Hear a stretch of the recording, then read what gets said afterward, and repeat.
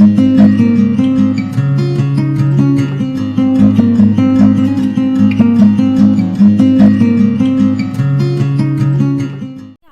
हैं। न्यूक्लियोफिलिसिटी क्या होती है? तो न्यूक्लियोफिलिसिटी जानना है तो मैंने एक बार आपको एक वीडियो में बताया था कि इलेक्ट्रोफिलिसिटी क्या होती है। जब ये फिलिसिटी ये जो चीज़ें आ जाते हैं तो इससे हम ये समझ सकते हैं कि यहाँ पर ज़रूर कहीं पे रेट की बात हो रही है, ठीक है।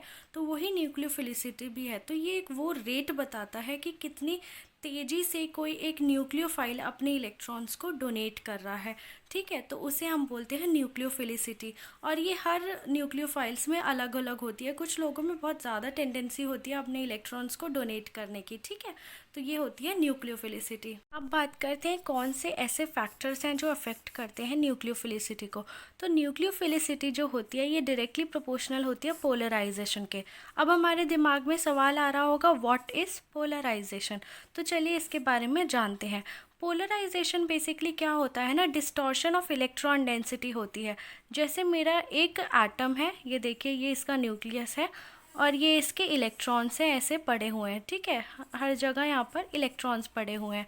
तो अब देखिए, जब मेरा कोई भी पॉजिटिव चार्ज स्पीशीज़ आएगा तो वो क्या करेगा, वो इनके इलेक्ट्रॉन्स को अपनी तरफ ऐसे अट्रैक्ट करेगा, ठीक है। तो अभी तो मेरा जो एटम था वो स्फेरिकल नेचर का था, बट जैसे ही मेरा पॉजिटिव चार्ज आया ये थोड़ा डिस्टॉर्ट हो जाएगा और ये कुछ इस तरीके का बन जाएगा।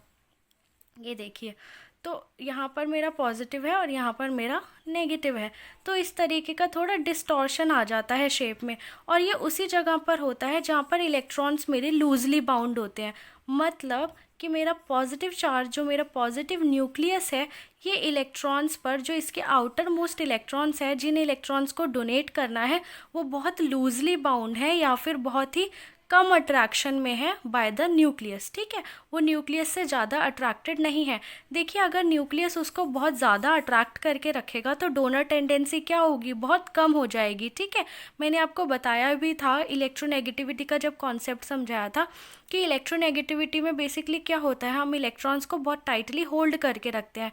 तो वही वो चीज़ जो होती है वो नेगेटिव इम्पैक्ट डालती है मेरा न्यूक्लियोफिलिसिटी पे, क्योंकि न्यूक्लियोफिलिसिटी में हमें इलेक्ट्रॉन्स देने हैं ना कि इलेक्ट्रॉन्स लेने हैं। तो इलेक्ट्रॉन्स अगर देने हैं तो इलेक्ट्रॉन्स बहुत लूजली बाउंड होने चाहिए, तभी हम दे पाएंगे, ठीक है। तो इसीलिए हमारा जो पोलराइजेशन होता है वो न्यूक्लियोफिलिसिटी के डायरेक्टली प्रोपोर्शनल होता है, क्योंकि पोलराइजेशन ही एक ऐसी चीज़ हमें बताता है कि कौन कितना आसानी से इलेक्ट्रॉन्स को दे देगा, कितना आसानी से किसी के इलेक्ट्रॉन क्लाउड हमारा डिस्टॉर्ट हो सकता है, ठीक है। तो मुझे उम्मीद है आपको पोलराइजेशन थोड़ा अच्छे से आइडिया समझ आया होगा, ठीक है। तो देखिए, मैं इसका थोड़ा थ्योरी बताती हूँ कि कुछ मॉलिक्यूल्स जो होते हैं, जैसा मैंने अभी बताया, वो स्फेरिकल नेचर के होते हैं। बट जब कुछ स्पीशीज़ आते हैं जैसे इलेक्ट्रोफाइल, तो उसकी सिमेट्री को डिस्टॉर्ट कर देते हैं और ये जो डिस्टॉर्शन होता है इससे उनमें एक डायरेक्शनल नेचर आता है।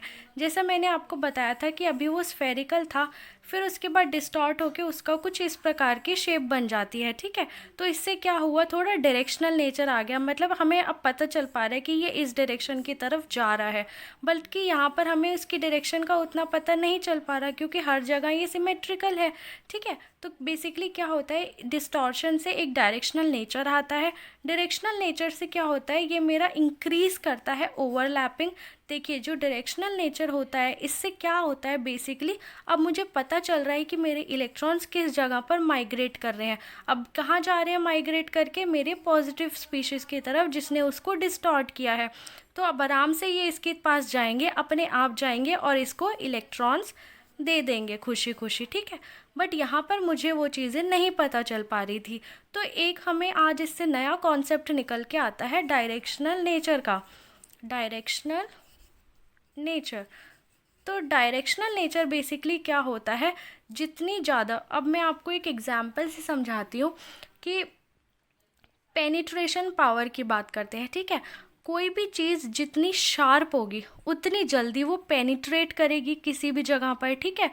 कोई चीज़ अगर मेरी बॉल है, ठीक है, और एक जगह मेरी सिरिंज है, अगर मेरे पास लेट से फॉर एग्जांपल ये एक मेरा बलून है, ठीक है, ये मेरा बलून है, अगर मैं इसको एक सिरिंज मतलब एक सुई से तोड़ूंगी तो ये तुरंत फट जाएगा।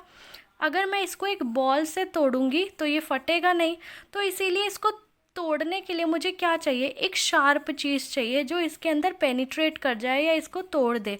तो उसी तरीके से हमारा जो डायरेक्शनल नेचर है वो बहुत इंपॉर्टेंट है, क्योंकि सिरिंज को जब मैं इस जगह पर लाऊंगी तो मुझे पता है इसकी डायरेक्शन क्या हो रही है, लेकिन बॉल को जब मैं इसके पास लेके आ रही हूँ ये तो कम्प्लीटली सिमेट्रिकल है, इसका तो कोई भी एज ऐसा है ही नहीं जो शार्प है, जो उसके अंदर इजीली पेनिट्रेट करे या तोड़ दे।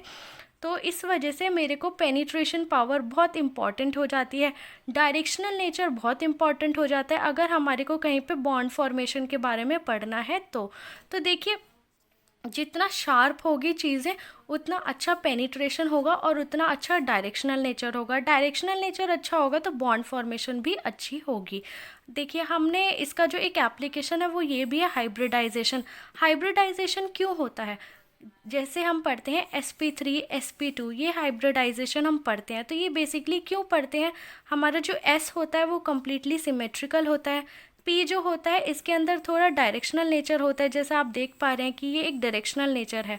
ठीक है, हमें पता चल रहा है कि एक लोब इधर पॉइंट कर रही है, एक लोब इधर पॉइंट कर रही है, बट यहाँ पर डायरेक्शनल हमें नहीं पता चल रही।